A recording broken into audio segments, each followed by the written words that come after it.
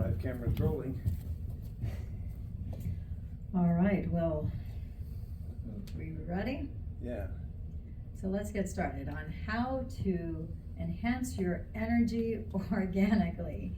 Thank you for taking time to be here today. Who are you? And I am Dame Lillian Walker, and I am a holistic care practitioner. I specialize in repatterning the brain from physical and emotional trauma, and I use stem cell activation as a tool to help people restore their bodies to a younger, healthier state. So with that being said, let's get started here, and let's move on to our slide presentation here. If this is... All right, so how many of you like to laugh? And show hands, all right. And how many of you like to have a good time? Yay. Yeah, and how many of you like free stuff? Yay. My favorite. Okay, well, thanks for humoring me. For those of you who are still laughing here with me, pull out your cell phones and call this number, 714-865-5626. Text me your name and what city you're from, and one of you in this room is going to win a free energy enhancer stem cell activation technology patch. How do you like them apples? All right, so moving on here.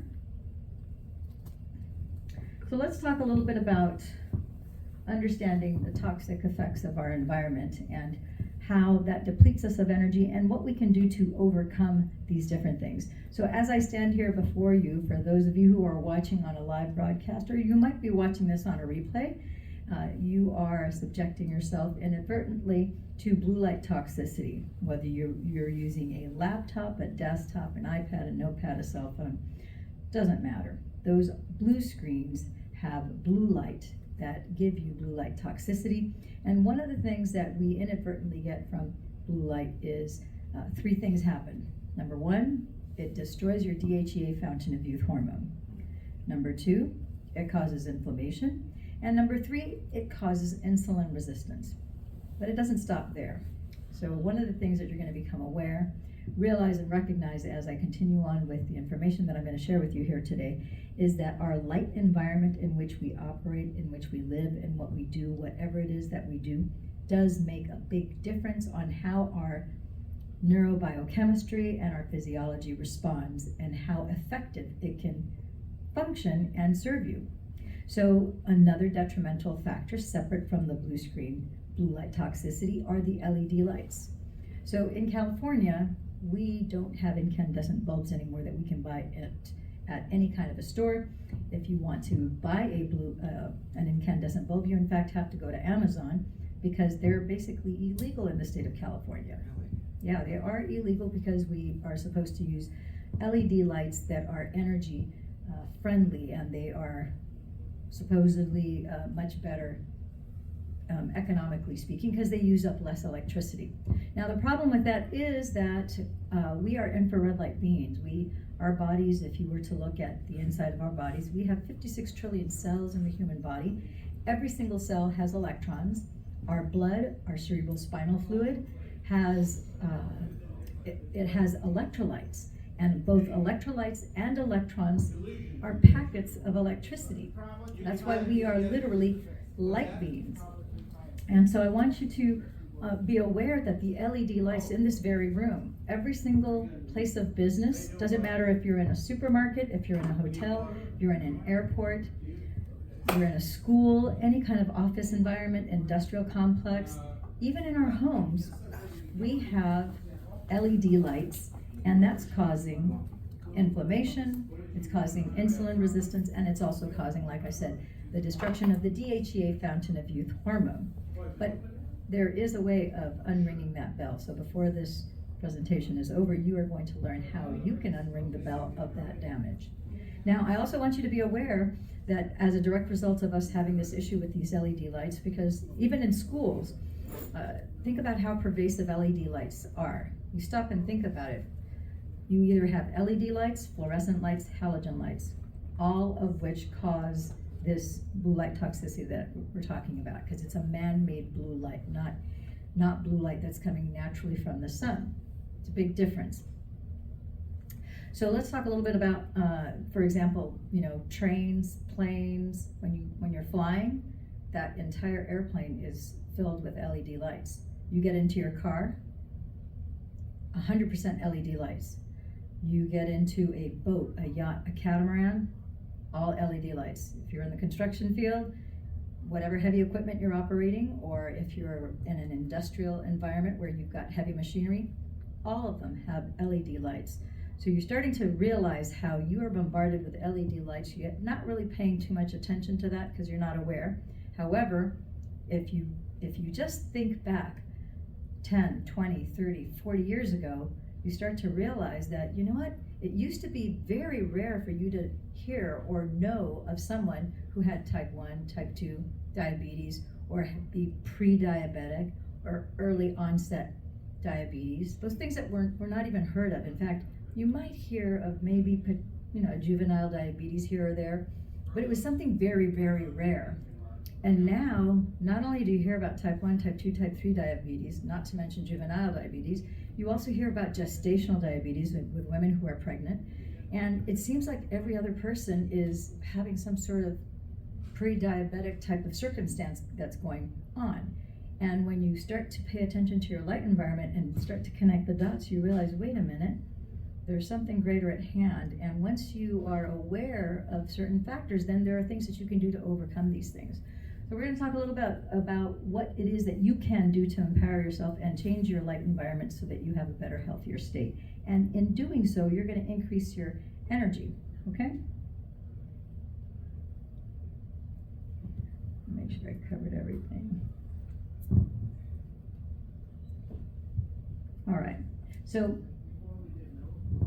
I mentioned that we are infrared light beings, right? And I'm not talking about being a light being just from an esoteric, mystical, ancient perspective, although the Egyptians, the Incas, the Mayas, the Taoists, the Buddhists, the Shaolin monks, for thousands of years, 10,000 years, they've been using what we call photobiomodulation, and they have referred to human beings as being light beings, but we always thought that was like an airy-fairy, esoteric, spiritual thing. What we now know is, first of all, science really is the contemporary language of mysticism. The mystics have known this for thousands of years. However, science is only 300 years old.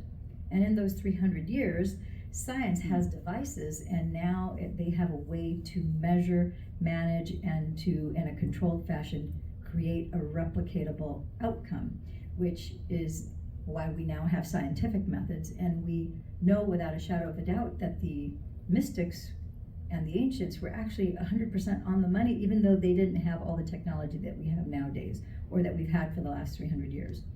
So let's talk a little bit about, I alluded to us being infrared light beings, and I also alluded to the use of photobiomodulation, because that's how we're going to increase our energy. And a lot of you may have never heard of this gigantic word, photobiomodulation. But photobiomodulation just means photo is light. Bio means biological, because we're biological beings. Modulation means movement or change, right? And so if you look back at the first documented case and use of photobiomodulation, scientifically, believe it or not, that was in 1895, when Niels Ryberg-Finsen actually did some experiments with infrared light, and he found out that he could heal rats from lupus vulgaris. And he also was able to decrease their mortality rate. And one of the reasons why he did this investigative study, and he actually was able to win the Nobel Prize in 1903 for that discovery. Now we're in 2024, and for most people, they're just now, for the first time ever, hearing about photobiomodulation in 2024. And yet, in the medical world, we've used photobiomodulation for a very long time. In fact, 30 years ago, when I started off in the medical business, in the PICU, in the pediatric intensive care, and in the neonatal intensive care unit, we would take premature babies, and most of them were born with immature livers, so we would put them in little incubators with something called bilirubin lights, which is a form of photobiomodulation, and we put them under those lights in order to help them mature their liver so that they wouldn't be jaundiced, because they would typically have yellowed sclera, the white of their eyes were yellow, and they also had very yellow skin, and it's because they could not process the bilirubin properly because their livers were immature. So the bottom line is that if you think back, it's like, wow, that was 30 years ago. And I'm told that prior to 30 years ago, before we actually had bilirubin lights, which are a form of photobiomodulation, prior to that, in the old days, apparently what they would do in the hospitals was when they had babies that were born with immature livers, they would go to the east-facing windows of the hospital in the neonatal intensive care, and they would open up the windows, and after sunrise, up until noon, they would have the babies in the bassinets with their diapers and with their little eyes covered, and they would flip them over every 30 minutes so that the sunlight that was coming through the window would help them mature their liver. So even though the mainstream is not familiar with photobiomodulation, this is something that has been used for a very long time. So let's talk a little bit about the importance of hydration, because everything is connected. And so as most people are aware that the human body is primarily made up of water. So you come out of your mother's womb, you were swimming in that amniotic sac, and you come out and you're a pretty juicy little being. You're about 82% water. And of course you take a few trips around the sun and you get to about 55, 60, 65 years of age, and now you're about 55, 60% water. However, from the time you were conceived in your mother's womb, your DNA, because your mother's ovum united with your father's sperm, and at conception, you now have complete information to the tune of 23,688 genes and stem cells that are going to form you with all that programming that is complete to form you into an embryo, later a fetus, a baby, and then it has all the information for your entire lifetime, right? Your DNA at conception is 92% water. I want you to hold that thought in mind, because it doesn't matter if you're 82% water as a baby or you're 60 plus years old and you're only 55% water. Your DNA still is 92% water. Your DNA is the primary thing, the primary structure that holds your DNA so that you have a beautiful helix formation and for it to function properly is water. Only 8% is other matter. Something to think about. So we're mostly water. DNA is 92% water. Things shrink in the body when you're dehydrated or unhydrated. All sorts of things in your body start to shrink. So one of the first common things that shrink, that some people are aware, some people are not so aware, but your brain is a very water-loving, hydrophilic organ of the body. It's 75 to 80% water. And when you start to get dehydrated, when you feel thirst in your mouth, you're about 2% dehydrated. It's already like you're already behind the 8 ball, because you're already starting to compromise your DNA, and you're also starting to compromise your brain.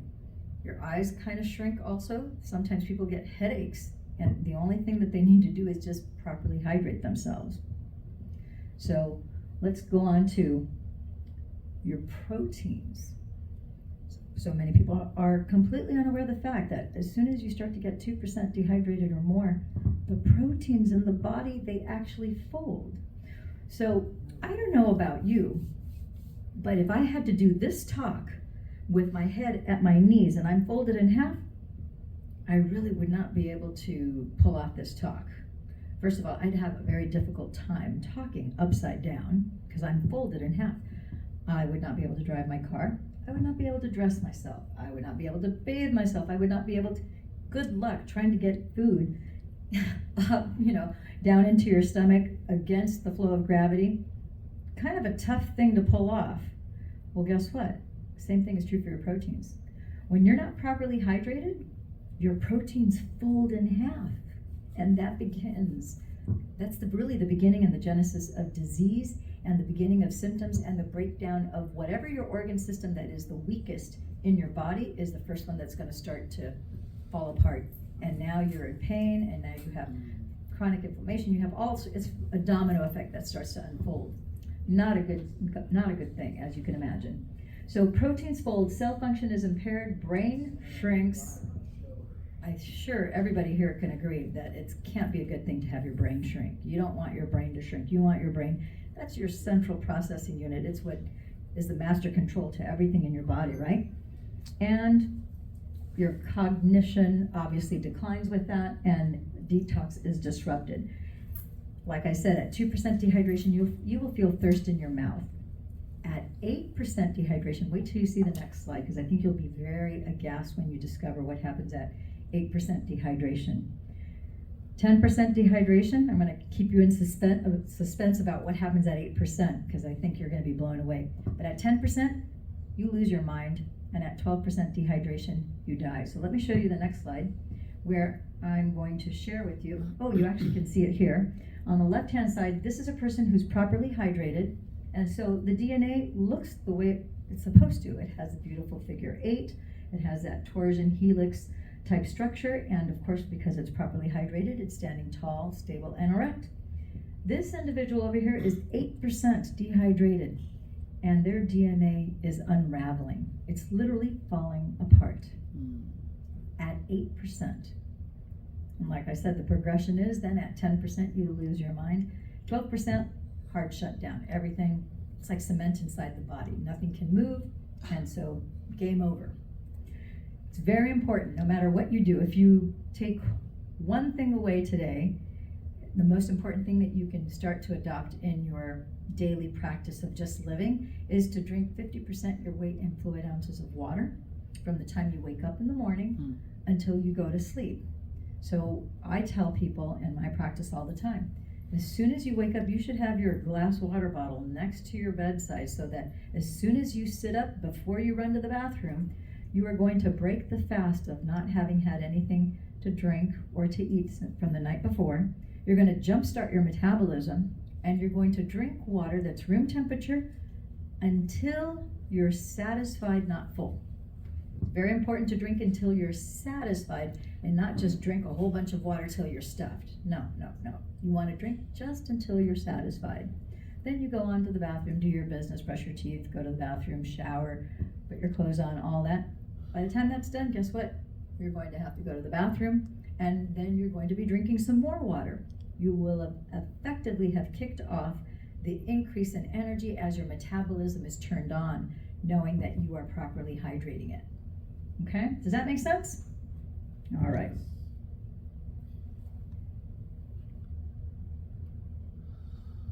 So let's talk also about the role of exercise. So I think in the generally speaking, in the health and wellness business, and in Olympic sports, collegiate sports, even high school sports, let alone Olympic sports and so forth, it's common knowledge that you have to be properly hydrated, because that's part of, as you're perspiring, you're losing a lot of electrolytes, you're losing a lot of toxins as a direct result of your exercising. Of course, if you're not properly hydrated, then you're not going to sweat very much, and then you're going to be retaining the toxins in your body. One of the carriers of toxins in your body is, in fact, your sweat, and you can only have sweat if you're properly hydrated. So exercise supports detoxification. We get rid of our toxins through 3 means. It's urination, defecation, and perspiration. In short order, you sweat, pee, and poop it out, okay? Things like yoga, sprinting, I can't begin to tell you how incredibly important it is to continue to sprint, not just when you're young, but into whatever age you are. A short little sprint for 30 seconds, 2 minutes, 3 minutes, however long you can do a sprint where you're going as fast as you can. There's something, a lot of people are not aware of this. One of the things that, obviously, if you're sprinting, you're going to be outside under the sun, right? There's actually a solex calf muscle that is actually tied directly to the rays of the sun that actually help not only regulate your glucose levels, which if you have the proper regulation of glucose levels, obviously your energy levels are going to be stable and they're going to be enhanced, but it also helps you with the not only maintaining your electrolytes in your body, but it's helping the management of your energy flow. And that's all contained with your solex. It's a calf muscle that you have That only gets triggered if you're doing like leg lifts, like calf lifts, or if you're sprinting and running where you're actually using that calf muscle. Very, very important. So yoga, sprinting, cycling, just to name a few, there are very positive stressors. We think of stress in our society as it being a bad thing. Right. And there's good stress and there's bad stress. You can have a healthy amount of stress, and there's something that's called the cell restriction theory that takes place in the human body, which they discovered probably about 15 years ago, where when you put your body under a particular stressor, it could be extreme cold or it could be extreme heat, as an example. So, for example, we're all aware that we have saunas where you have a great deal of heat, right? And it's beneficial to get into that hot sauna or a steam sauna where your body is now, the temperature is raising. Of course, you're beginning to perspire. So as your body is having to adapt and it's having to balance everything inside your body in order to still survive and still cope with that, your body at a cellular level, it thinks it's dying. So what happens when it thinks it's dying? Anything that doesn't serve it, it starts to purge it from the body because that's burdensome. So then your body starts to go, oh, wait a minute, she's in 120 or 130 degree heat. Something's, we might die if we don't offload all this garbage here that we don't need. She's never going to make it. So zombie cells, dead cells that have been laying around, kind of like just taking up space that's pulling energy away from you, it's going to start sloughing all that off. You're going to sweat it out, you're going to pee it out, you're going to poop it out. It's not going to stay in the body. It's going to be purged from the body because that's burdensome to the body. And your body becomes, because it's employing what we call the cell restriction theory, it's starting to really fine tune and make sure that it's as efficient as possible to make sure that you survive. The same thing is true if you are on the opposite end of the spectrum where you do cryotherapy, where you subject yourself. Cryotherapy doesn't mean that you have to go to some special facility and you have to pay a whole bunch of money and be in a cryogenic, chamber. You can fill up your bathtub with ice or with very cold water, or maybe you live on the East Coast and it's December and you're going out into the beach or maybe a lake that's not frozen and you're dipping for 30 seconds, a minute, 2 minutes. But the moment your body is all of a sudden shocked with this freezing cold water that's not comfortable, that cell restriction theory goes back into play. And your body has to be very efficient, because if it's not, guess what? You're going to die. And because it thinks it's dying, it immediately, your body's intelligence knows exactly what it needs to do in order to work and to keep you alive. So that cell restriction theory is also a reverse aging mechanism that is in every single one of us. No one is so special that doesn't work in your body, okay? So that is, let's see, we're moving on to, we already talked about let me talk about cellular turnover, since we're talking about the body optimizing itself so that it can keep your vitality moving forward. We have 56 trillion cells in the human body. Without you doing anything out of the ordinary, about 2 billion cells turn over every single day without you doing anything extraordinary. The exception to that norm is if you do any kind of reverse aging tactics, then of course those numbers are going to change. But generally speaking, that's kind of a pretty good rule of thumb. We're talking here, so when you're looking at doing on a regular basis with intention, every day you're going to either start sprinting, part of your exercise routine, subjecting yourself either to very hot water or hot environments like a hot steam room or sauna, or subject yourself to either a cold shower or a cold ice bath, or there are people who actually will take, you can buy, like at Home Depot, you can buy a large trash can, you take the garden hose, fill it up with water, and then throw some ice in there, and then you literally get in there for 30 seconds, a minute, however long you can tolerate it. Some people are very, very well versed at it, and they can stay there 15, 20, 25 minutes. I'm not one of those. I can't stay in that long. I do the cold baths, and I've graduated to the cold showers. But again, when you start adapting these practices, people routinely, they come back to me and they're like, oh my gosh, I never thought that it sounds like a horrible thing to do, either whether it's hot or cold. Some people are like more hot adverse, others are more cold adverse. That's what makes us unique, right? They're like, but it's like so invigorating. They're like, I'm so invigorated. I noticed that my mental clarity, my focus is so much better.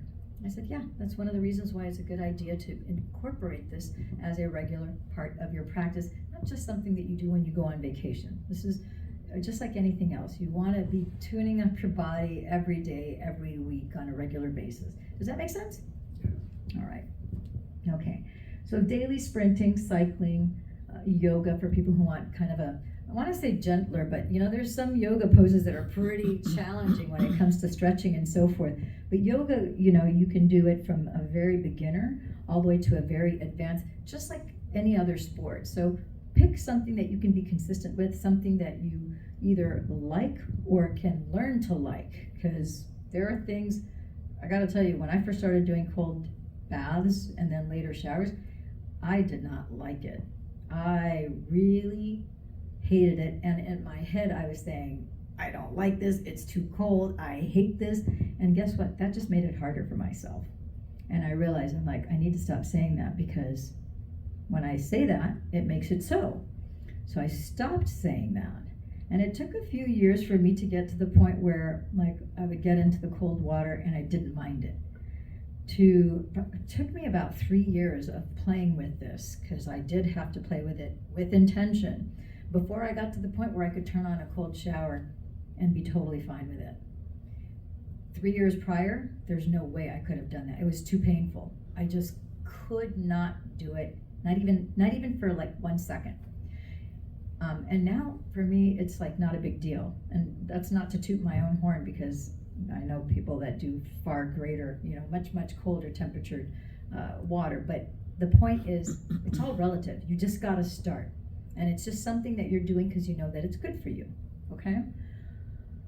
The other thing I want to also bring to your attention is that as you do these exercises, whatever it is that you're doing, I really encourage people to sprint, and for people to stretch, and for people to use the practice of hot and cold and subjecting yourself on purpose. Like another way that I subject myself to cold that might seem kind of strange is, here in California, for the last 5 years, we've had much colder weather. And I know people on the East Coast are like, come on. It's like it doesn't even snow in the beach communities, which is true, although we do get hail. We've had much more hail the last several years than we've ever had. But the bottom line is, yeah, it gets down into the 30s, which to me, that's supposed to be the weather that we only have in the mountains. But it's gotten down to the mid-high 30s, and so that's pretty cold. And that's enough to keep me off of my bike, where I normally would like to ride my bike, 24 to 30 miles. But when it's that cold, not so much. However, because I realize and recognize the benefit that I'm getting by being out in the cold where my hands are freezing, I may or may not use gloves and things like that. My face gets cold. I will subject myself to that on purpose, knowing that my body is thinking, oh my gosh, it's so freezing. I know I'm not going to die, but my cells don't know that I'm not going to die. So I'm getting that cell restriction benefit by subjecting myself to that. When I get halfway to my destination point, which is from Huntington to Newport, do I stop by and get a hot coffee or a hot tea at Starbucks or any other deli in Newport? Absolutely, because it's freezing and I need to thaw out my fingers a little bit, and then I just jump back on the bike again and then freeze my little assets off until I return back to home base in the harbor, right? The point is, I'm doing it with intention, knowing that it's a good thing for me. When it's that cold, you're not going to sweat. So it's not like, even though I might be really booking it, it's just so cold that I'm not going to perspire, but I'm still getting the proper circulation in my body. And my cells still think that I might die because it's so cold that I can't feel my hands, I can't feel my arms, because all your blood flow goes to the central part of your body, because your own body intelligence knows. That intelligence knows that, well, you can live without fingers, you can live without feet.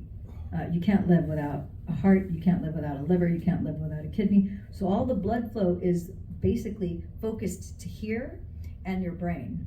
And then your extremities, that's the blood's pulled back, which is why your hands and feet go numb when you get that cold. Does that make sense?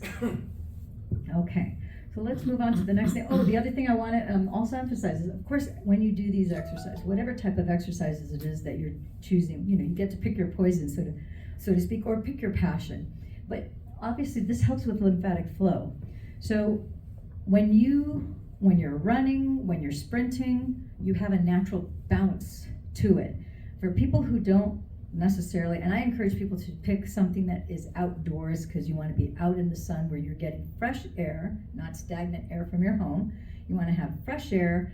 There's negative ions that come from that. You also are getting natural sunlight, which is extremely beneficial, because our eyes are not just a camera that is a circadian rhythm clock just to set your melatonin and your serotonin, because melatonin puts you to sleep and serotonin wakes you up in the morning.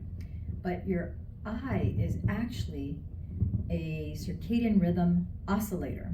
So it's basically this device that's swirling via your eye that is setting all the circadian rhythms to every organ system of the body, not just your melatonin and your serotonin. So that's another reason why you want to make sure that you get out there and do something active. And for those of you who are a little more adverse, or maybe you're in an environment, maybe there's snow outside and you're like, okay, well, not really a skier, whatever. You know what? There's always rebounders. And when you're doing rebounding, you get an automatic lymphatic flush, which if you look at boxers, you will notice that boxers are always bouncing on the balls of their feet.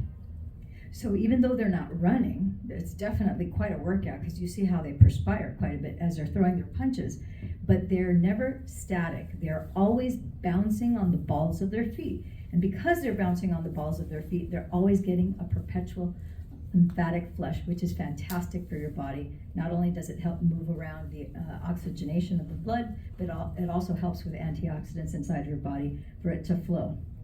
Okay, let's move on to the next section here. Okay, so to increase your energy, this is something that I think a lot of people, it's not on their radars. I think more and more people are becoming aware that this is necessary, but a lot of people are just like, oh, I don't have any parasites. Well, listen up. If you've ever had a pet, you have parasites. If you lived on a ranch or a farm, you have parasites. That's right. If you had a cat or a dog when you were growing up, or still have a cat or a dog or a parakeet, or doesn't matter, hamsters, you name it, guess what? You have parasites. And just because parasites don't show up in a stool sample doesn't mean that you don't have parasites. Because one of the types of parasites that most people are not aware of are the type of parasites that live inside the cells, which aren't picked up by stool tests. They're called intracellular parasites. The thing is, you can purge them from the body. There is some methodology to getting rid of those, but it takes a process. And because our bodies are not static, our bodies are always in flux. So if you think about the human body, I'd like you to play, pretend, and make believe that you could see inside your body. And when you're looking with your inner eye inside your body, you are noticing that your body has all these little glass vials. And every little glass vial has different shades of yellow liquid, green liquid, blue liquid, pink liquid, orange, red, purple, lavender, you name it. And there's thousands of vials, head to toe. And every time you speak, there's an adjustment in the liquids in all of those vials. If you're not speaking and you're just quiet, there's less of an adjustment. If you're walking fast or running, there's a lot of adjustments that are going on. As your heart rate speeds up, slows down, as you're eating, as you're resting after you ate, it's a constant variation and balancing of all those chemicals that are inside of your body. Your body is constantly trying to create what we call homeostasis, which is a balance. Okay? So as you become aware of that, guess what? the parasites are throwing you off of balance. Parasites are sucking energy away from you. And oftentimes we don't notice it because they're kind of encapsulated and they're burrowed, sometimes inside your bones, sometimes in your organs, sometimes there's pockets of them throughout your body. And until they die, when they die, they give off more poisons than when they're alive. There's this offloading of all these toxins that are released as soon as they die. So sometimes you have to be careful when you do a parasite cleanse that you kind of have somebody that's kind of guiding you through the process, unless you've been doing them for a while, so that you don't offload too many toxins, because if you offload too many toxins, then you have basically a detox effect that we call a Herxheimer's effect, which for some people it can be kind of very uncomfortable, because it's like having a really bad flu. You might think you have a flu, and it's not the flu at all. It's just your body's trying to release all these toxins through urination, defecation, and through perspiration. Okay, let's go on here. We talked about the intracellular parasites. It's imperative for effective detoxification to do a parasite cleanse. You probably want to do a parasite cleanse at least once a quarter. Some people do it on an annual basis. The research really shows that that's not enough. For those of you who, this is a very big rabbit hole that we don't have time to get into. However, if you're wanting to have me point you in the direction of someone who I consider to be an expert, who has over 40 years of experience dealing with this and who has great protocols, I would have you check out Dr. Lee Merritt. She is a phenomenal physician. She has an incredible body of work and experience in this topic. Some of her YouTube videos, of course, have been banned, so you have to find her on Rumble. But yeah, she tells you what the best strategies are. There's all sorts of other hidden things tied to parasites that we don't have time to talk about. But this is part of the key of enhancing your energy, because once you get this under control, guess what? Your energy goes up. Okay. Chlorine dioxide. Chlorine dioxide is not only great for getting rid of parasites, but also germs, viruses, bacteria, fungus, molds. I can't recommend that you take chlorine dioxide. What I can tell you is that I take chlorine dioxide, but I don't take it every day. Again, your body is constantly changing, and so you have to pay attention to your body. So depending on whatever it is that you've got going on in your body, if you feel that you're subjected to, for example, if I go out and have sushi, obviously sushi is raw fish. Well, guess what? Parasites. Of course you're going to get parasites from raw tuna. That's an animal, no question about it. That's like, I don't even have to take a test, blood test, urine test, any kind of test. That's just a given, okay? So guess what? I might take the next 3 weeks, 4 weeks, where I might take a certain amount of chlorine dioxide. Just drink it first thing in the morning. Don't have to go crazy, drinking it all day long. That's really not necessary. I just take first thing in the morning after I've had my initial water. I, stir it up together. There's one that's really easy to do where it's not so complicated if you were to get all the raw ingredients. But there's a Natrachlor where it has the A and the B vial. And all you do is I take 3 little drops, and you can build up your tolerance too for it, where it's like 3 drops of A, 3 drops of B. You let it sit for a minute in a glass. And then when you see that the glass drops turn yellow, which is about at the minute mark, then you just fill it up with 3 to 4 ounces of water. You just drink it. That's it.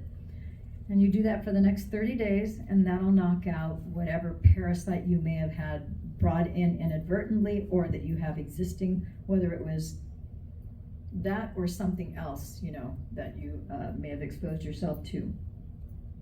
Okay, so let's see.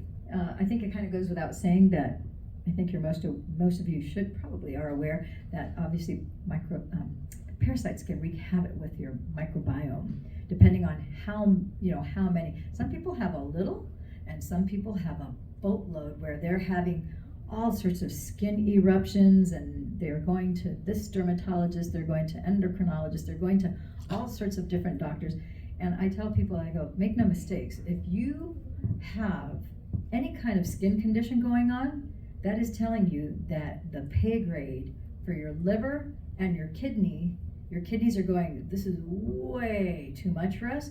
So we're going to have to, because we can't get rid of it through urine and we can't get rid of it through the feces, we've got to go through the pores of the skin and everything needs to come up.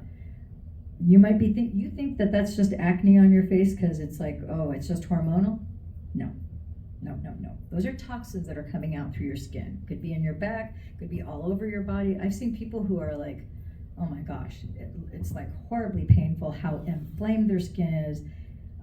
And so somebody that is in that type of condition, you need greater detox. And just taking some sort of oral thing here or there is not going to do the trick. And part of what we're talking about today, I'm going to talk a little bit about detox baths. And you're thinking, okay, you probably just have to do that once or twice a week.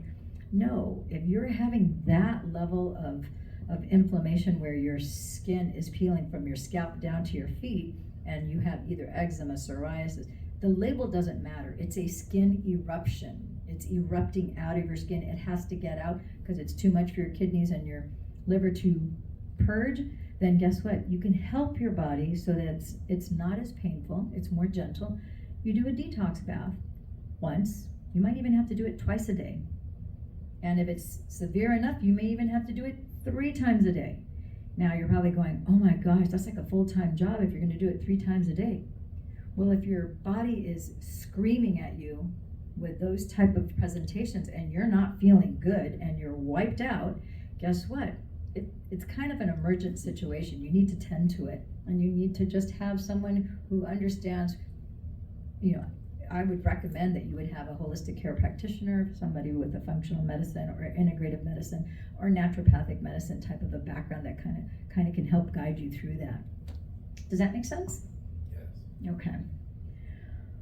Let's go on to the next slide here. All right. So we talked about the weekly detox baths. So as a general rule of thumb, like I'm all fine and healthy.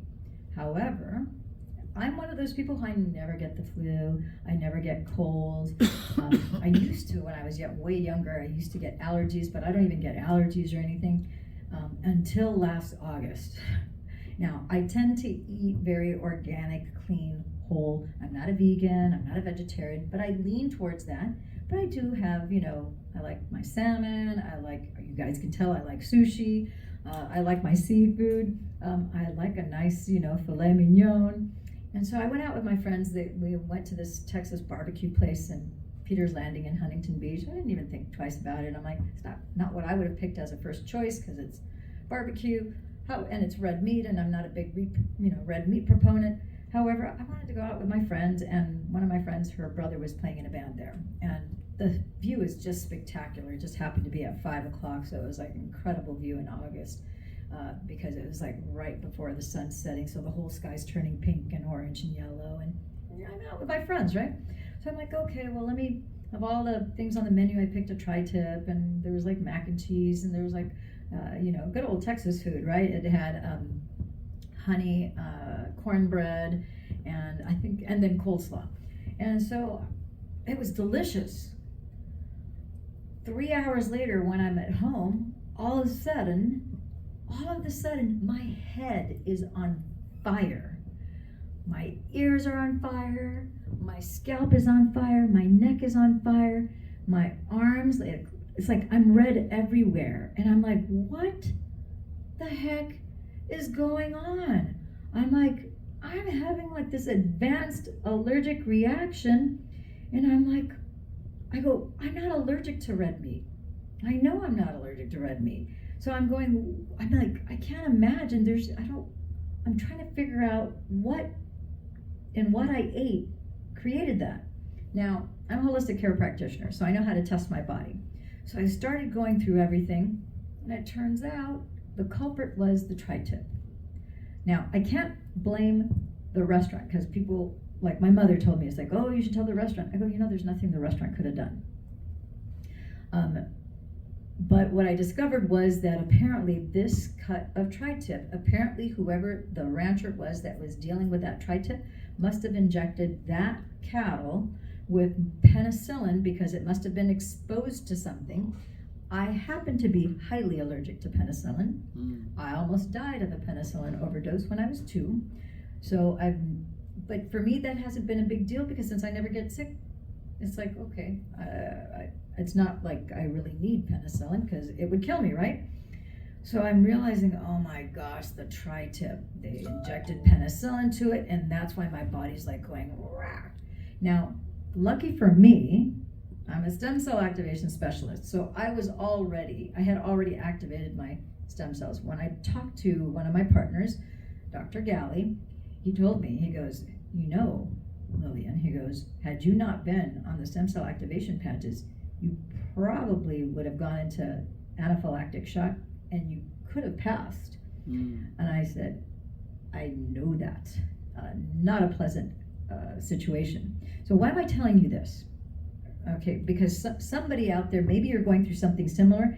Maybe you have some sort of mystery where you're like, your body is on fire. Because make no mistakes, when you have an allergic reaction, when you've taken a toxin, for me, doesn't matter all the research that's out there, penicillin has saved millions of lives. There's no question about it. And all the research shows that it is good for viral and bacterial infections, right?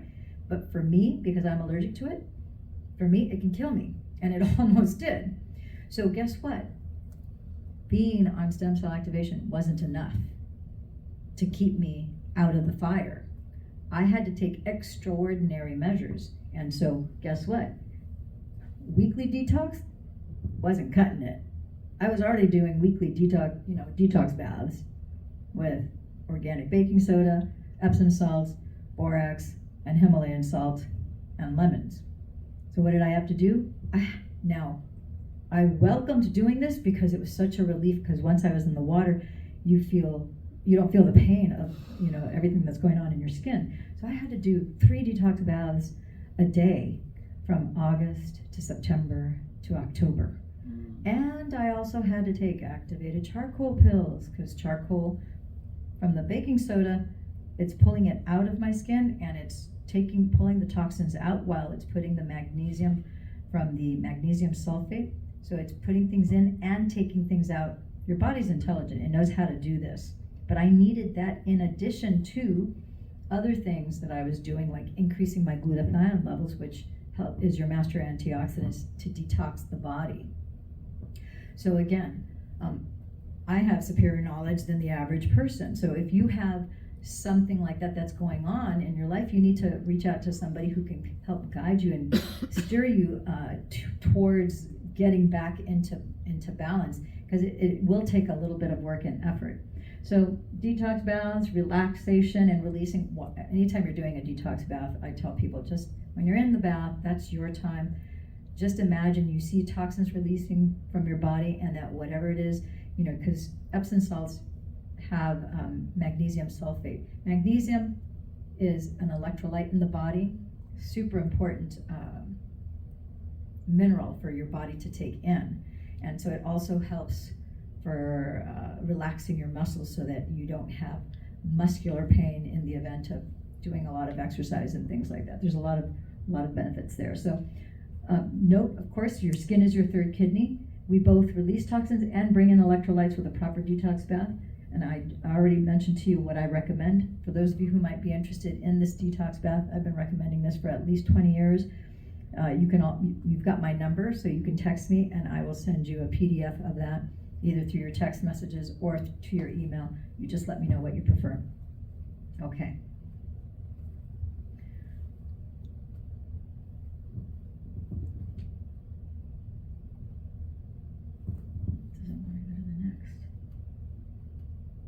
Okay, so the importance of organic versus non-processed foods.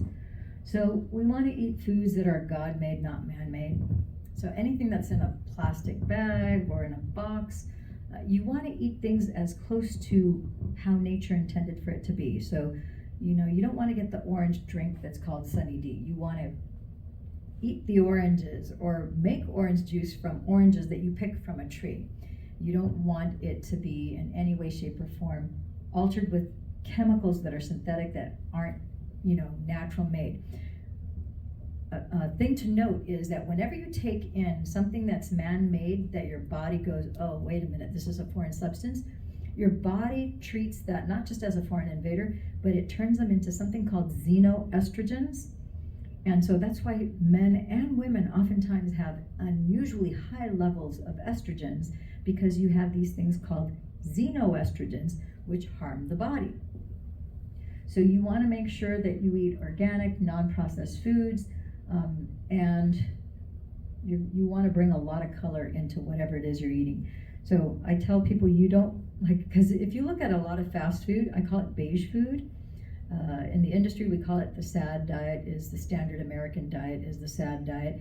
And every time you look at, any of the fast food chains, you see that everything is like a tan colored.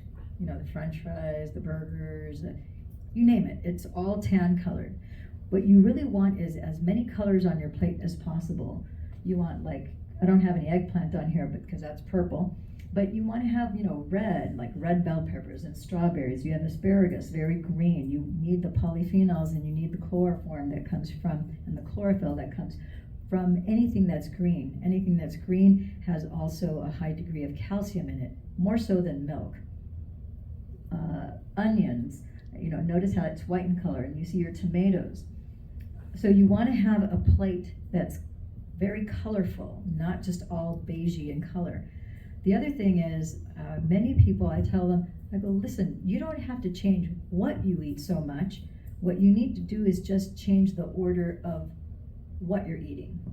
So what do I mean by that? And sometimes sugars first. Yeah, glucose. So a lot of people go to me, it's like, well, that doesn't make any sense. I'm like, well, yeah, listen up. When I tell you this, it's going to make all the sense in the world. So let's picture this.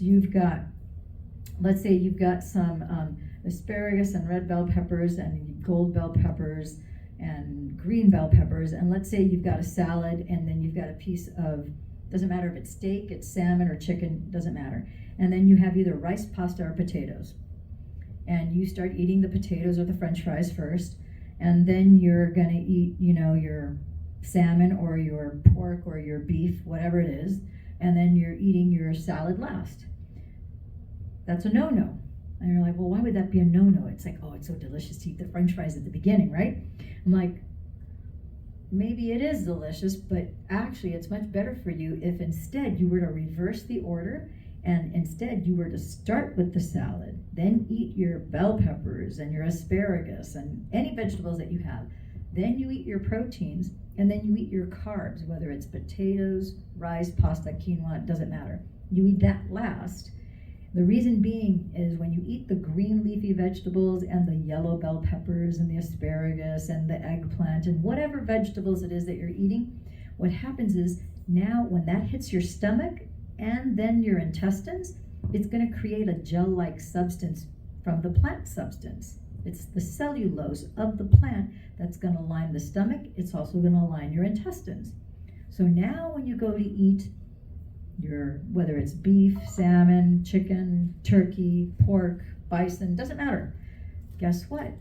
Now that gel coating is going to not allow as great a percentage of cholesterol from those meat products or fish products or poultry products to get absorbed into your stomach lining and your intestinal walls.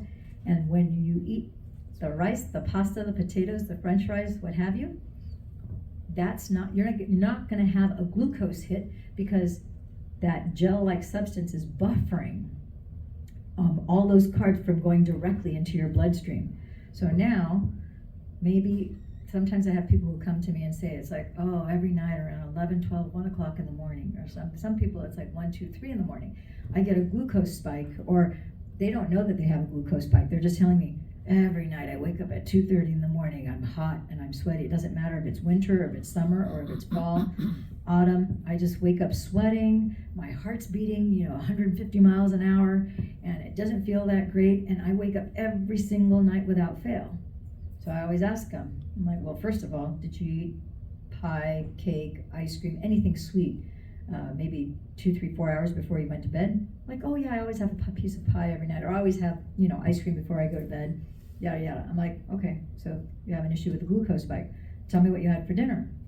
And then when I ask them, okay, and what order did you eat your food? They're like, kind of look at me puzzled. I'm like, yeah, so you're getting a glucose spike about 3-4 hours later, which is what's making your heart race, which is bringing up your temperature, which is what's giving you those hot sweats. And it's like you're pushing your pancreas and your insulin levels, like you're doing like this mad dash thing that's kind of revving your engine at 1:30, 2:30 in the morning, even though you're supposed to be resting. If you just change your food order and be more mindful about what it is that you're doing, how you're doing it, you don't even have to take a med or anything. You just change the order. You don't even have to change the foods. Just change the order. Just try it for a week and see what happens.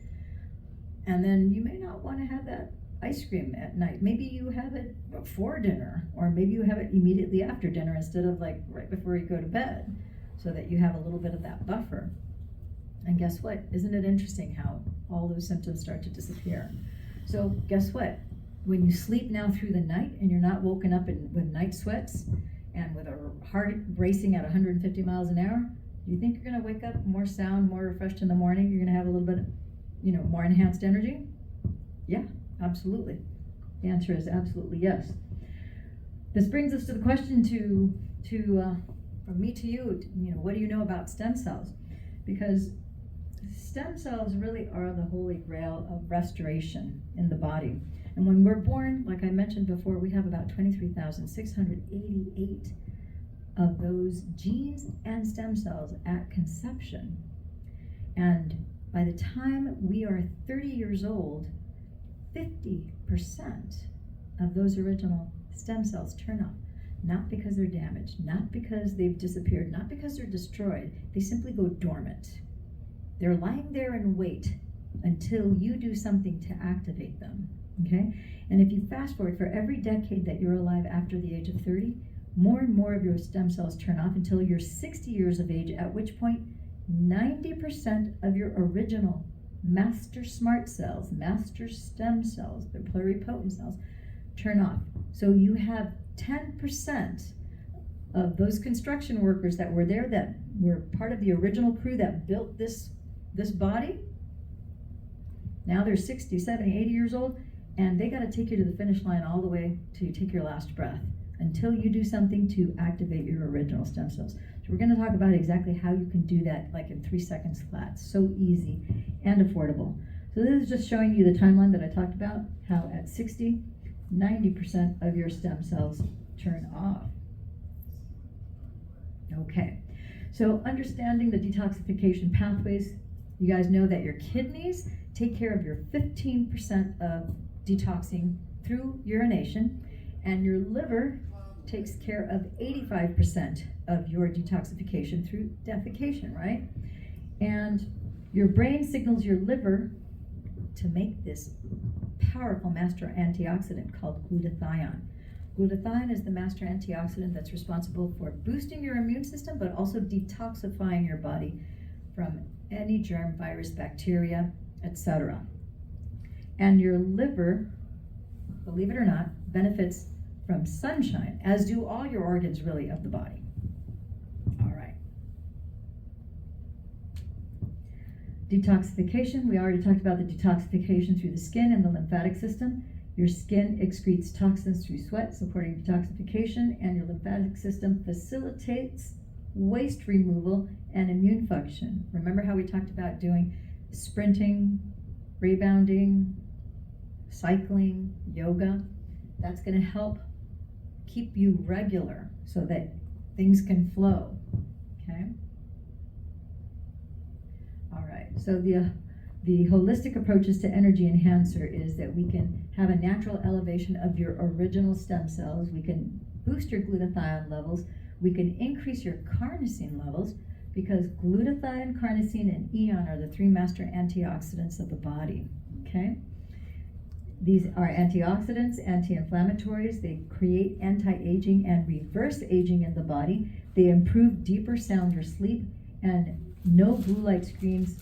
We recommend that you don't have any blue light screens after 11 p.m. at night, so that you start to honor the circadian rhythms of not just your melatonin and your serotonin so that you have good, deep, sound sleep, but also so that you start to regulate the circadian rhythms of all the systems of the body. Okay, so in 3 seconds flat, the time that it takes to remove the backing off of a stem cell activation patch is 3 seconds flat. The moment that little patch touches your skin, instantly you've turned on the switch to 33% of your previously dormant stem cells, therefore increasing your energy. It's a natural enhancement of energy. So I want you to just picture if you had your house and it's nighttime and all the lights were off, and now all of a sudden you walk through your house and you just turned on 33% of the lights in your house, that's a significant amount of energy, right? So the same thing is true when you put a stem cell activation patch on your skin. You have 1/3 of your previously dormant stem cells are now replacing, restoring, regenerating your body to a younger, healthier state. This is a patented phototherapy. It is a wearable patch. It uses specific wavelengths of light, infrared light, your own body's infrared light, because the patch is non-transdermal, it's non-invasive. The patch is just a mechanical device to redirect your infrared light back into your body up to 4 inches deep. Therefore, it goes through the muscle, through the bone, it goes through tendons, ligaments, all the way down into your bone marrow at a cellular level, creating this activation. It's safe, it's not a drug. We have over 80, we actually have 90 clinical studies with independent, double-blind placebo scientific studies that were done in the US, Europe, as well as Asia. It has shown to reduce pain and inflammation, and it expedites and speeds up wound healing as well as tissue repair. So we have a few people here who you can see that they have benefited from wearing, in a relatively short time frame. You can see this gentleman who, in this particular case, in person, it's hard to show from pictures an increase in energy, but you can clearly see the rejuvenating effect that this individual had after just wearing our stem cell activation patches for just 8 weeks. And here, this gal, she had age reversal from day 1 to day 30 to 4.5 months later. You can see how she has a much more youthful appearance. This gentleman over here, unfortunately, this is something that we see a lot with firemen. They used to work in the ER like 30 years ago. Started off working for a private ambulance company and also for an emergency room. And oftentimes they fall through the rafters, through the roof when they're, in burning homes, 2-story, 3-story homes. And so this guy fell through the rafters and he ended up breaking 6 ribs and he punctured his lung. He had something called a pneumothorax, which is basically your rib pokes a hole through your lung, and now you have this flailing lung and you can't breathe and it's filling up with blood. So you can actually die from that. So anyhow, he was, as you can only imagine, he was in extreme pain. You can see, bruises are just blood, like old blood that's accumulated under the skin that hasn't been detoxed from your body yet. So this is just June 17th. Now check this out. June 23rd, 6 days later. Of course, he was on the patches starting on June 17th. June 23rd, look at how much of that has been detoxed and cleared from his body already. He was told that it would be at least 6 to 8, maybe 10 weeks before he would be able to get back to work. June 30th, look at him. And he broke 6 ribs, like I said, punctured his lung. He was in extreme pain. He was expected, here we have that, it said 6 weeks, but when I talked to him, he goes, 6 would be like the very soonest that he would be able to get back to work, and they said it's probably gonna be like 8 to 10 weeks. He was back to work in 3 weeks. 3 weeks. But that's because you have that expedited regenerative cellular repair. When you have every day for 12 hours, you're signaling your body to regenerate, repair, and restore your body to a younger, healthier state.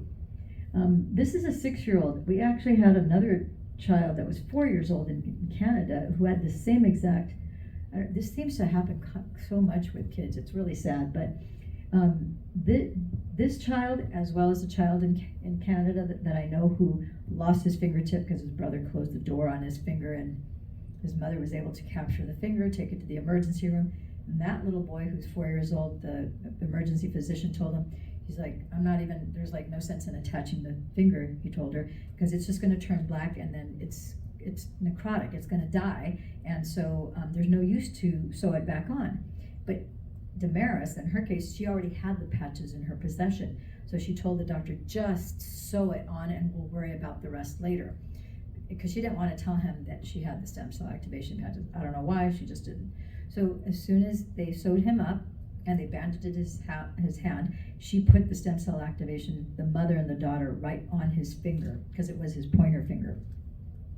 And in less than a week, his finger, of course, it turned black just like the doctor said it would.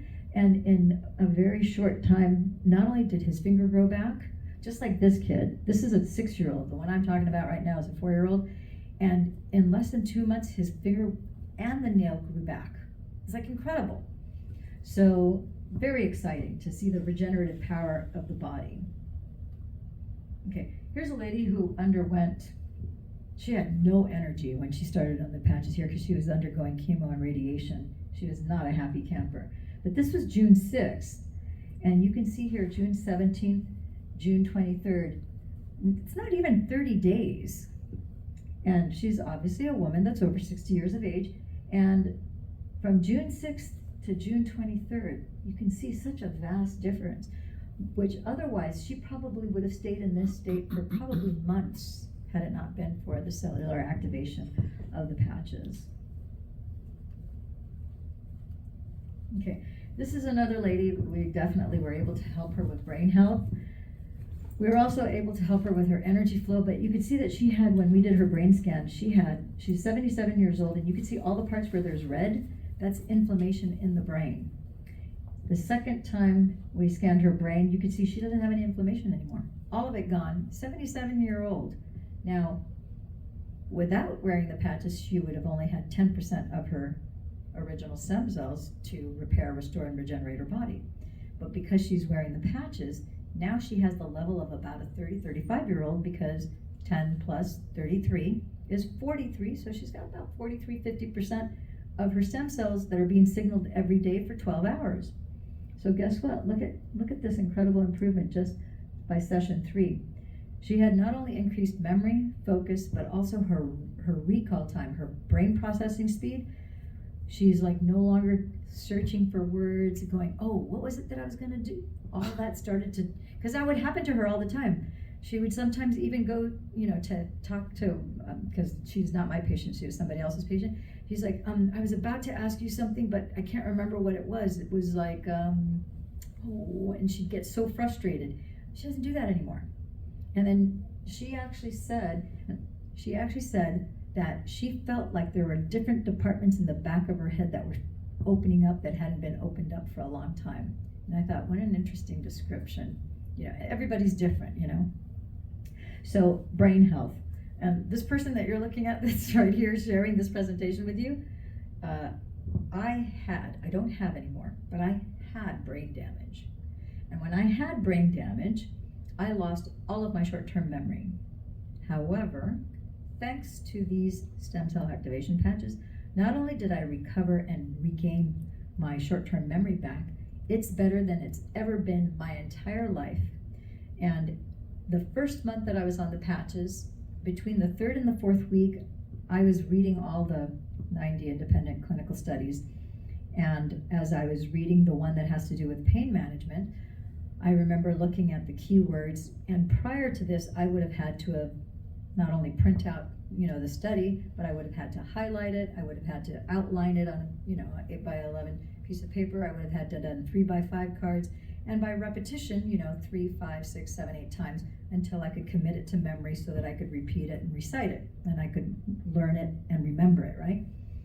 This time I just read the paper and I thought, oh my gosh, this paper, if you're familiar with research papers, some of them are like 2-3 pages long. Some of them are 38, 48 pages long. Some of them are very well written. Some of them not so much.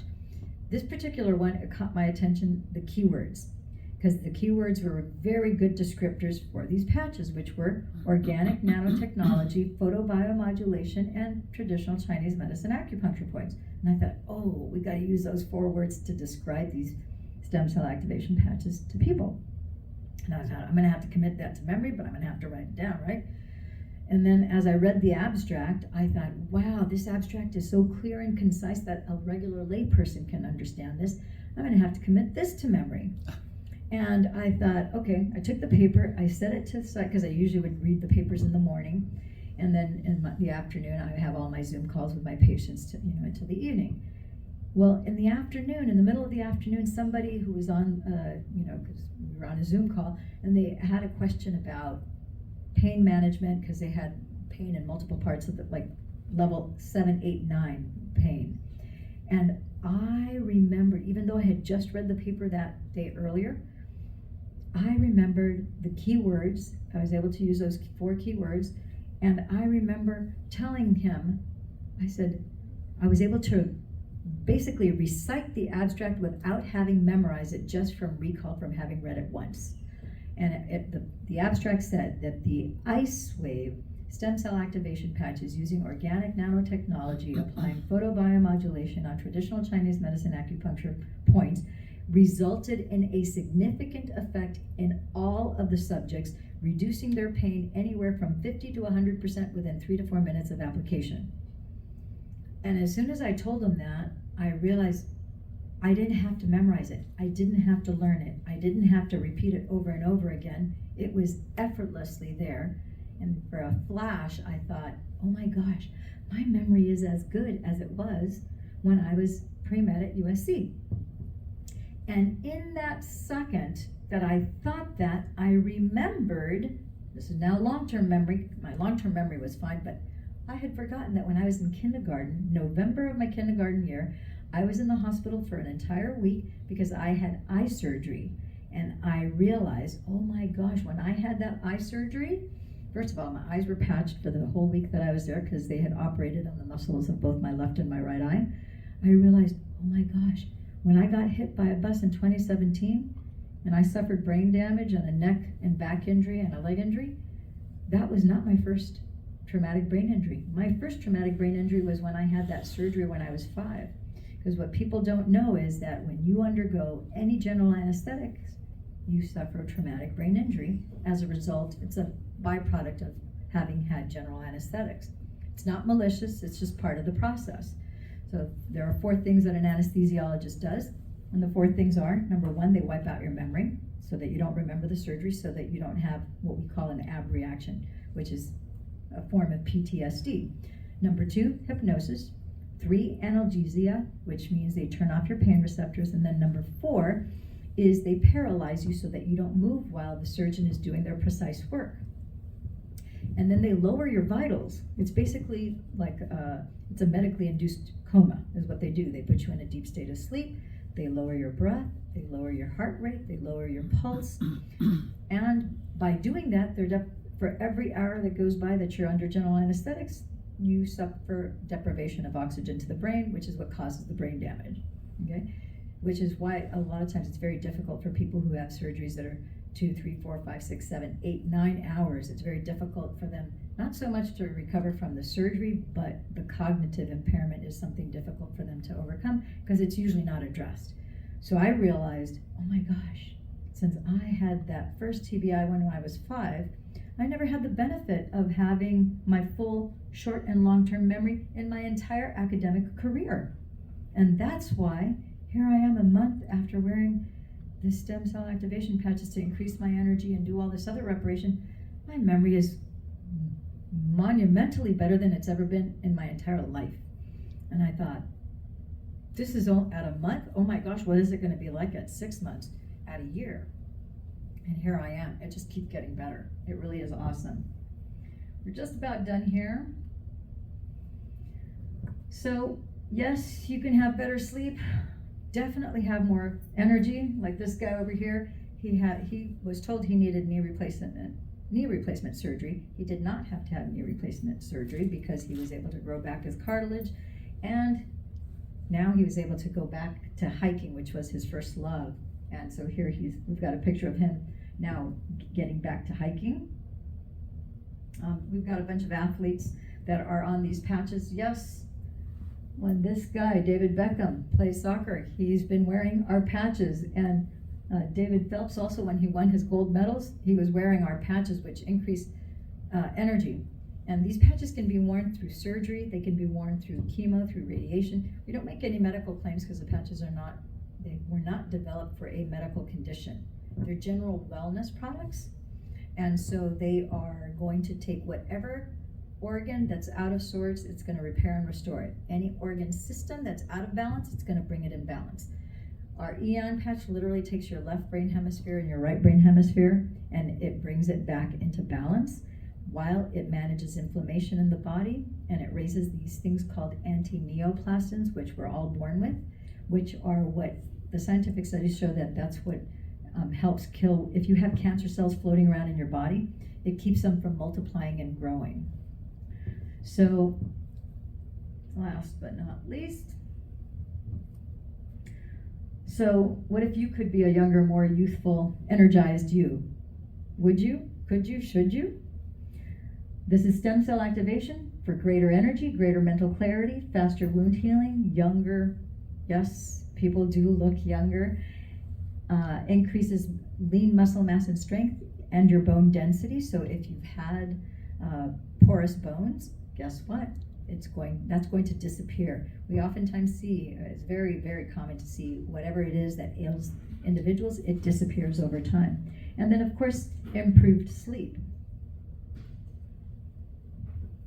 All right, so we've got, of course, a special that's going on for the BioMedExpo. I want to see if anybody has any questions. Does anybody have any questions for me right now? No questions?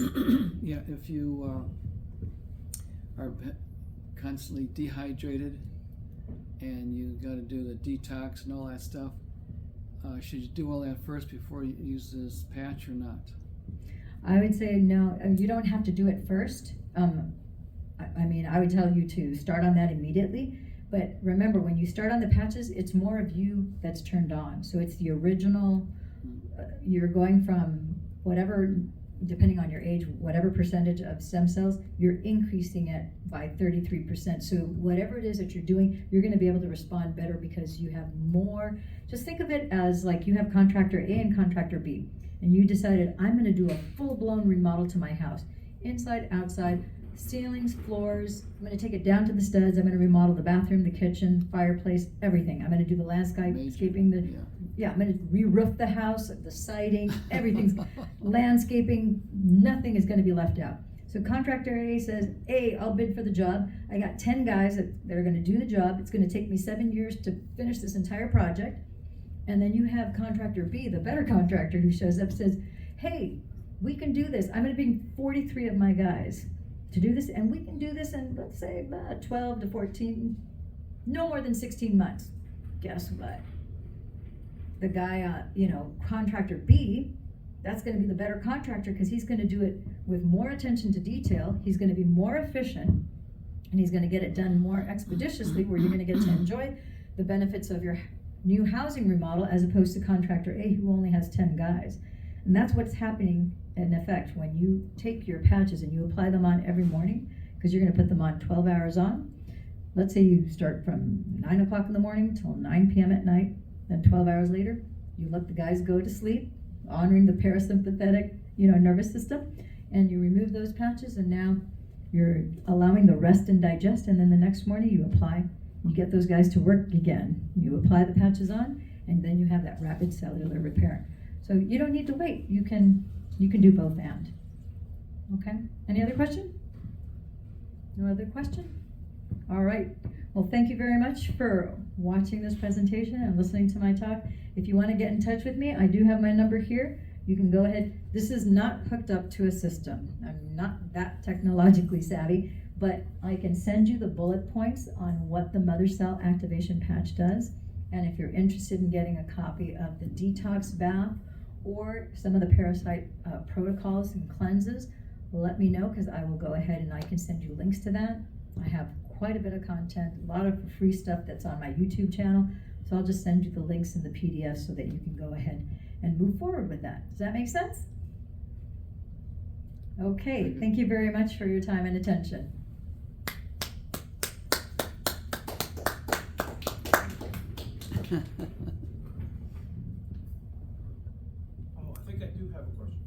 What's your question? Like for some of the things that you mentioned for pain,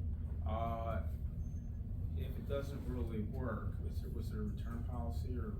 That's a great question. Okay, so we have the mother, the daughter stem cell activation patch, and we talked about the antioxidants.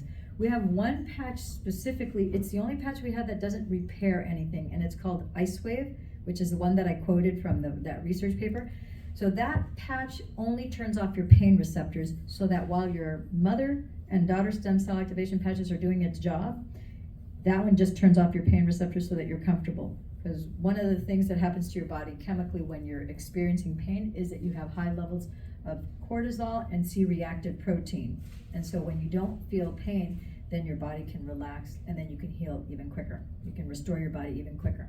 So as far as every single person who wears the cell activation patches and we put Ice Wave on them, and I've tested this in the United States, not Canada, but in the US, Mexico, Costa Rica, and Europe. And so for people who have migraines or bad headaches, I put the mother cell activation patch on their neck bump because that's where your brainstem, that's an acupuncture point where your brainstem goes down into your spinal column. And then I take the Ice Wave patch and I put the tan one on the left and the white one on right. And every single person within 30 seconds to no more than 2 minutes, they're always befuddled and they're always looking out into the horizon. They're like, my migraine's gone.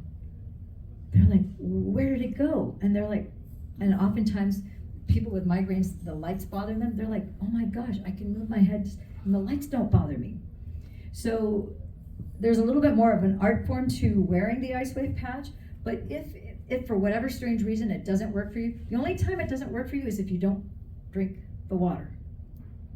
Because if you don't drink the water, then your stem cells go to create a new cell, and because you're dehydrated, we have this thing called ruling, which is where your cells, the new cells that are created, they start to stick with it's like a backlog of a bunch of cells. Like if you were to look at, like if I were to take blood from you and look under a microscope, somebody who's hydrated versus someone who's not hydrated, the one who's not hydrated, who's on the patches, there's a whole bunch of sticky cells. It's like the cells are created, they need to get someplace, but they can't go because they're sticking to the next one that's in front of them. Yeah. And it's like hitting like quicksand. All they have to do is drink water, and then like within seconds it clears up, and now boom, they're off to the races. So hydration.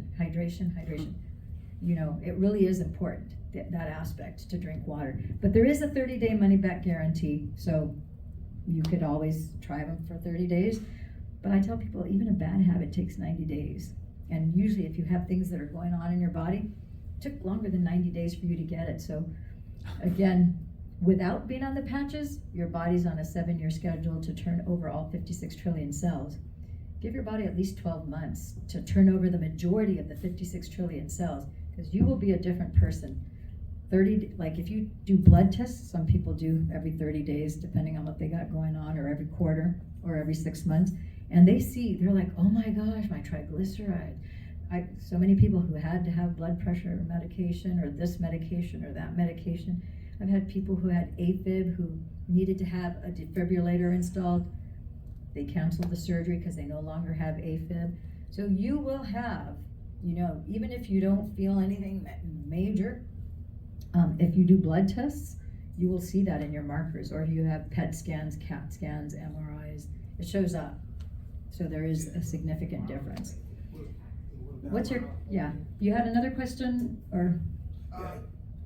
Well, you know, as far as a follow-up question, like if someone has, say, lower back pain, and I know you say it might take 90 days, but the warranty's only 30 days, the way they can make it warranty for 90 days, that doesn't work for 90 days. It's a 30-day money-back guarantee. We have very few people, like I said, very few. I have one guy who, I'm not sure why he didn't return, but he's never opened the box. He got the box but he had a traumatic brain injury. So, you know, there's all sorts of things. Yeah, it's a 30-day money-back guarantee, so it doesn't matter what quantity you order. If you decide that you want to return it after 30 days, or you just want your money back, you can get your money back. But it is 30 days. But like I said, you do need to give your body time you have to have that cellular turnover, and that does take time. I just an old wrestling injury, torn meniscus. It's been several years, you know, elected not to get the surgery, and I felt like I did get some good PT to get it back, but sometimes it flames up overuse. Can you speak on how? So the torn meniscus. So this is a very common thing, unfortunately, you know, through athletics and even through, you know, accidents and so forth. Torn meniscus. So your bones are the only thing in the body that don't heal. They regenerate. So the way to think about it is like if you look at a salamander or a lizard, and you grab their tail, you know, it comes off, right? And then they just grow a new one. Your bones are semiconductors. They run a lot of we don't think about it that way, but they really are. They conduct a lot of electricity through your body, a lot of light, a lot of electrons. And so your bones, on a normal schedule without being on the patches, it takes about 2 years for them to grow about 3 centimeters. And your bones can regenerate. You can regrow cartilage. You can regrow bone, but it just takes a little bit of time. Most people that we have that maybe either need hip or knee surgery in less than 6 months, well less than 6 months, they're like, oh my gosh, strength, mobility, pain's gone usually in the first 30 to 60 days. And their pain levels go down pretty significantly in the first 30 days. And everybody's body is different, so until you apply it, we won't know. But I've had people who needed hip replacement that within 24 hours, they're like, oh my gosh, I have no pain. Which is, to me, it's pretty wild. Somebody that had such significant pain that they already had a hip replacement on one, didn't want to do that again. Yeah, so and now they're like, oh my gosh, not only did the pain go away, but I've got strength, I've got flexibility and my range of motion. I'm like, I go, wow. And I can't say that the younger or older experience more faster. It's all across the board. I have my oldest person right now is 101. I've got a few 92, 93-year-olds, and the youngest is 4 years old. So, you know, I see kids respond. I have a 92-year-old who had 12 steel stents in his heart. And 2 of those stents, after 6 months of him being on the patches, 2 of those stents were starting to dissolve in the areas of the heart that he no longer needed them. So when my friend Duke took his dad to the doctor, and the doctor's like, he goes, we don't know how to explain this, because those steel stents were supposed to be like for the rest of his life. Yeah. But 2 of them are dissolving in the parts of his heart where he no longer needs them, but we can't explain how. And then Duke started laughing, and the doctor was not amused at all with that. He's like, did you not hear what we said? This is not funny. And he goes, oh, yes, it is. He goes, because what you don't know is that my dad, we started him on stem cell activation patches in October. It's now March, and you're telling me that his triglycerides are down, his cholesterol is down, his blood, he goes, everything else is down, and you're like, how do we explain steel dissolving in the body? Well, guess what? He's on the glutathione patch. His glutathione levels are 300 to 600% higher based on his original blueprint, so his body is purging from his body anything that doesn't serve it anymore. As it's repairing the heart, repairing anything else in his body, bringing everything back into homeostasis, that's how it's happening. It was like, and the doctor's like, you started him on stem cell? He goes, okay, we gotta put this in his chart. And we're like, I did not know that was a possibility until I get all sorts of reports back from people wearing the patches, and then I love it when they give me the blood, either the PET scans, the MRIs, the ultrasounds, et cetera, et cetera, et cetera.